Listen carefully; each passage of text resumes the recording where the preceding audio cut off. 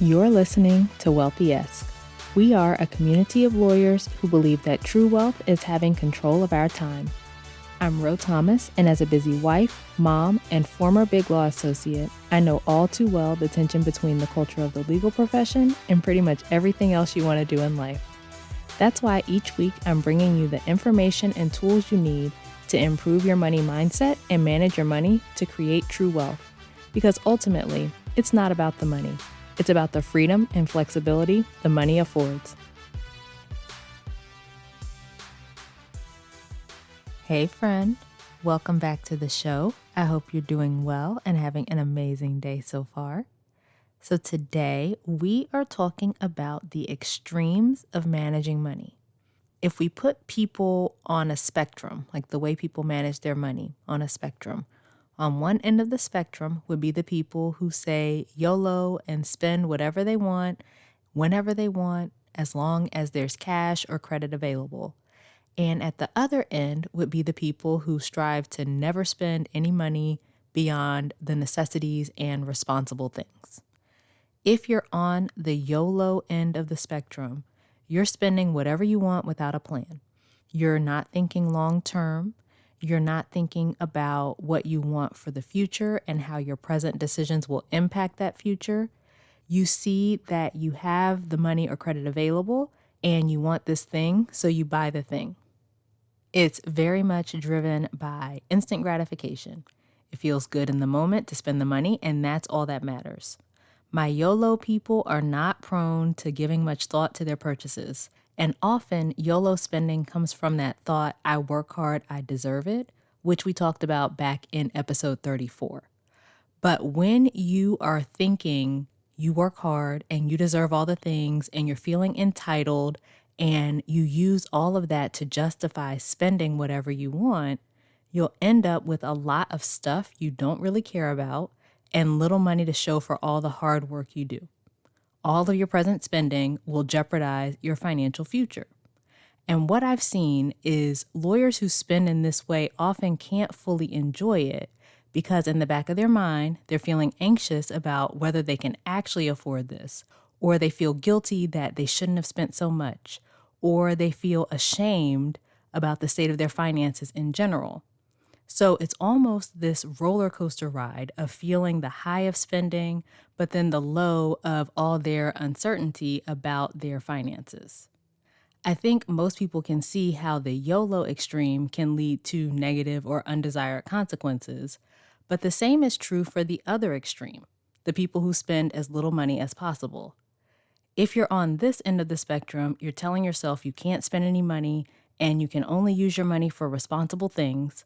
I can't buy this thing that I want because I have to save or I have to pay off debt. I have to whatever responsible thing you tell yourself you have to use your money for. This was my story at first. I was like, oh, I can't spend on anything that's not essential, right? That's not responsible. And if we did happen to spend on something like ordering takeout or something like that, then I would feel guilty about it. You're only able to keep up with that way of managing your money for so long.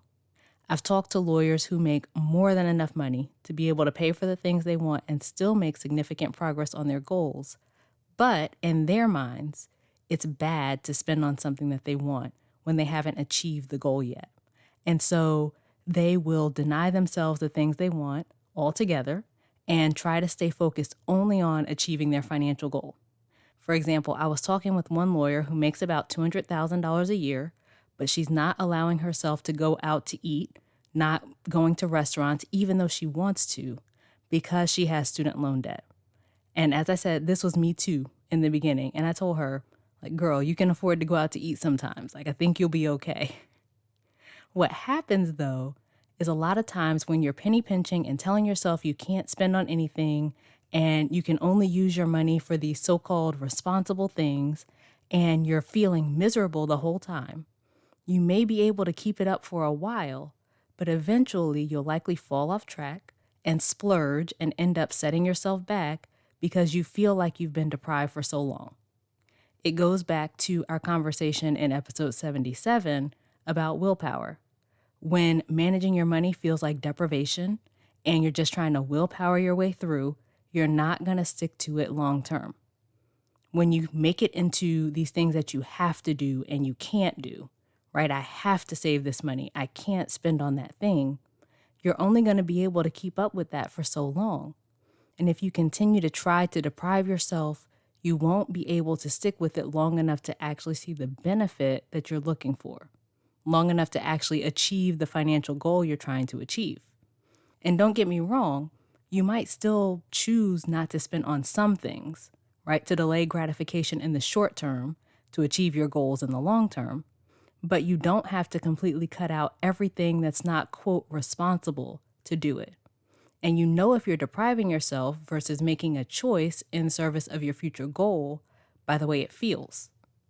Deprivation feels heavy and awful, right? It sucks. Delayed gratification is lighter. It feels more responsible. You have in mind what you're working toward, and you're willing to delay gratification for now to get there. In both instances, in both extremes, you want to find a middle ground, right? A middle of the road way to manage your money, something that is more balanced. On the YOLO side, you want to rein in your spending a little, and on the penny pinching side, you want to give yourself a little more breathing room. The way to achieve that, regardless which side you fall on, is to create a budget for yourself that provides the space to spend on the things you want and give yourself a set amount to spend on those things. So how much money are you going to spend just for you? My clients have all kinds of interesting things just for themselves in their budgets. And the key is it's their budget. So they get to make the budget, they get to make the rules for what they're going to spend, and you can do the same. If you want to go out to eat, decide how much you're going to spend going out to eat each month and stick to it. If you want to buy new clothes each month, decide how much you're going to spend on that and stick to it.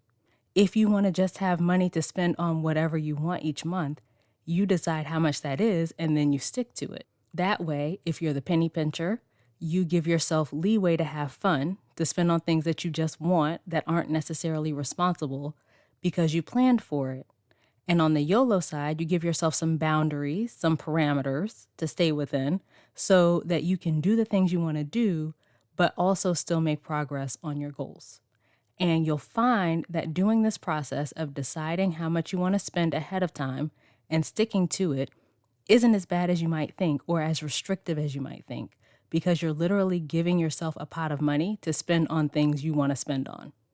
The funny thing is, it tends to feel more uncomfortable for my penny pinchers than the YOLO spenders because they're not used to spending on fun things.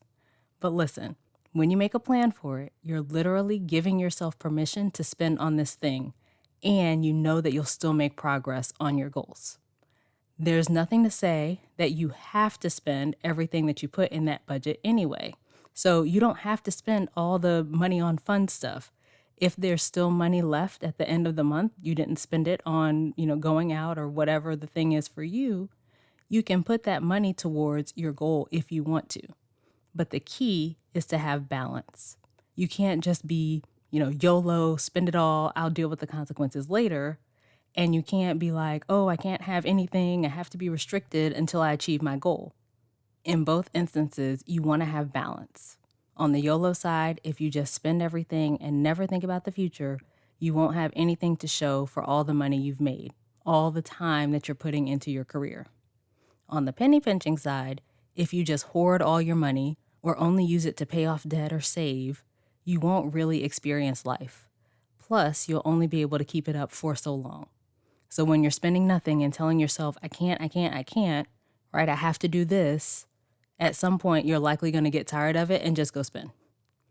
You want your money management to be something that is sustainable, something that you can keep up with. And you want to change the way that you view money and your relationship with it. Because when you do that, that's when you'll get out of those extremes and get into the balance it takes to manage your money in a way that leads to actually achieving your goals. If this sounds good to you, but you're like, I'm not sure how to do this, this is exactly the work I do with my clients. So head to rothomas.com/call and schedule your consultation, and we can chat about how we can work together. All right, so that's it for this week's episode. Come connect with me over on social media. I'm most often on Instagram @IamRoThomas and on LinkedIn. Subscribe to the show on whatever platform you're listening on and leave a written review, both of which help the show be seen by more people. And of course, another way to help is to share the show with a friend or two who would find this information useful. Okay, as we close out, friend, I pray that you notice if you're falling on one of the extremes of money management that we talked about today.